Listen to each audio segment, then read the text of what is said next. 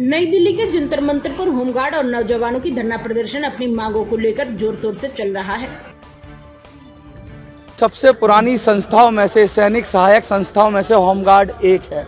अंग्रेजों के टाइम में बनाई गई थी और तब इसको सैनिकों का दर्जा भी प्राप्त था। अब ऐसा क्या हो रहा है कि होमगार्ड जगह जगह संघर्ष कर रहा है और उसको पूरी तरह से शोषण हो रहा है। तो क्या कहेंगे आप, कहाँ से आए हैं, पहले ये बताइए। मेरा नाम डॉक्टर रामलिंग पुराने हैं। मैं बसव प्रतिष्ठान अध्यक्ष हूँ। मैं महाराष्ट्र से आया हूँ। 6 दिसंबर 1946 को जब भारत स्वतंत्रता के पहला जब देश होमगार्ड स्थापना हुई, तब होमगार्ड में 181 लोग स्वयंसेवक बन के काम करते थे।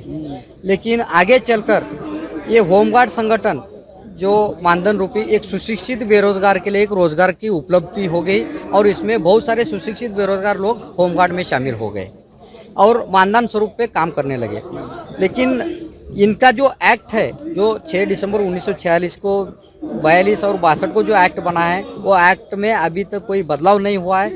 उसी वजह से इन होमगार्ड लोगों का बार बार शोषण हो रहा है। लगातार ये बात उठती है कि होमगार्ड को भी सैनिक सहायक का दर्जा मिलना चाहिए, लेकिन स्वैच्छिक संगठन बनाकर क्या इसके अधिकार ले लिए गए? कि वॉलंटरी हो गया तो सरकार की मर्जी है, दे या ना दे, अधिकार सारे चले जाते हैं आपके। देखिए, अपने कॉन्स्टिट्यूशन में, अपने संविधान में भारत रत्न डॉक्टर बाबा साहब आम्बेडकर जी ने भी कहा है कि जब जब मैंने जो घटना बनाया है, जो कानून बनाया है, जब जब युग के अनुसार जब जरूरत पड़ेगी उसमें बदलाव लाना चाहिए। अब बदलाव लाने की जरूरत है। जो अच्छा होमगार्ड लोग जो आपत्तिजनक में काम कर रहे हैं, उनका अभी भी ब्रिटेन कालीन कानून लगा के जो शोषण हो रहा है वो कहीं पे तो रुकना चाहिए। सरकार इसके ऊपर गौर करना चाहिए और उनका कानून बदलना चाहिए। ये लगातार ये बात उठ रही है कि देश में होमगार्ड की जब भी आवश्यकता पड़ती है, चाहे वो कोरोना पीरियड हो, किसी भी पीरियड में हो, होमगार्ड अपना एकदम खड़ा हुआ है। उसको जब जब देश को ज़रूरत पड़ती है वो अपनी जान भी लगाने को तैयार रहता है।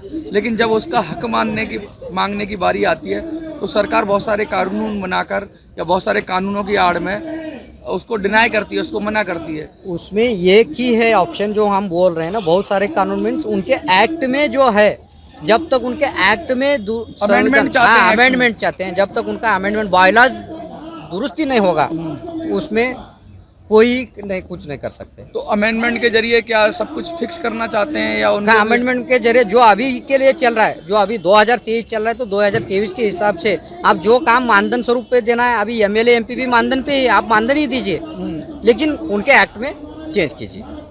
अच्छा, ये लगातार बात उठ रही है कि एक्ट में संशोधन हो या नया एक्ट बने, इसके लिए किसी सांसद से, किसी से आपने अप्रोच किया, उनके जरिए संसद में बात उठाई? हमने ऑलरेडी मोदी साहब को लेटर दिया है, होम मिनिस्ट्री साहब को लेटर दिया है, ये पोर्टल पे भी तो दिया है, बाइंड भी लेटर हमारे गए हैं। हमारा जो गवर्नमेंट के साथ कंटिन्यूसली चालू है लेटर भेजना की, साहब ये जरूरत है, मतलब उनके संज्ञान में है। क्या उम्मीद लग रही है, मोदी जी कुछ करेंगे? 2024 का इलेक्शन भी नजदीक है। हो जाएगा।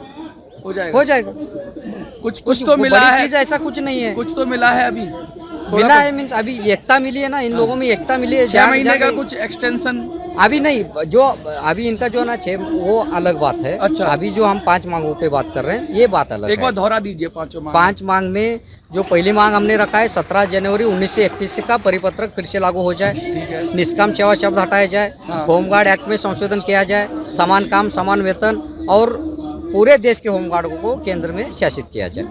ये 5 मांग है। ठीक है, धन्यवाद। के जवान अभी यहाँ पे आए होंगे।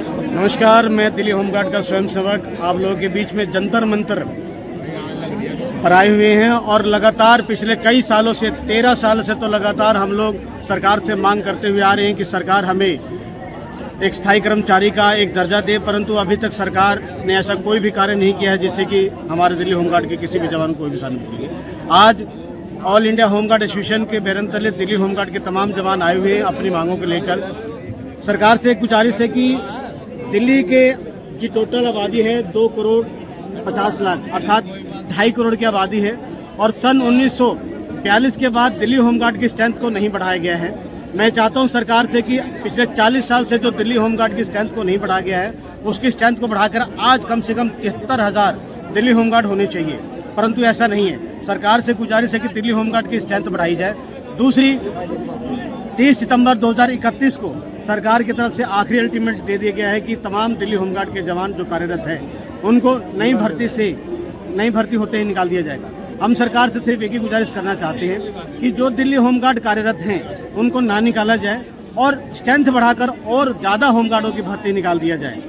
जो होमगार्ड कार्यरत हैं आखिर उनकी रोजी रोटी को छीन के दूसरों को 3 साल 5 साल 10 साल के लिए बरगालने से अच्छा है आप हमें भी स्थायी कर दें। जबकि हमारे जितने होमगार्ड कार्यरत हैं सभी प्रशिक्षित पूर्ण रूप से, चाहे वो फायर फाइटिंग का काम हो, रेस्क्यू का काम हो, फर्स्ट एड का काम हो, तमाम वो सारे जो हमने ट्रेनिंग जो एक मार्शल को चाहिए, एक जो राइफल ट्रेनिंग भी हमने ले रखी है। मैं सरकार से गुजारिश करना चाहता हूं कि जो दिल्ली होमगार्ड कार्यरत हैं उनको ना निकाला जाए और स्ट्रेंथ को बढ़ा के दिल्ली होमगार्ड को और बढ़ा दिया है।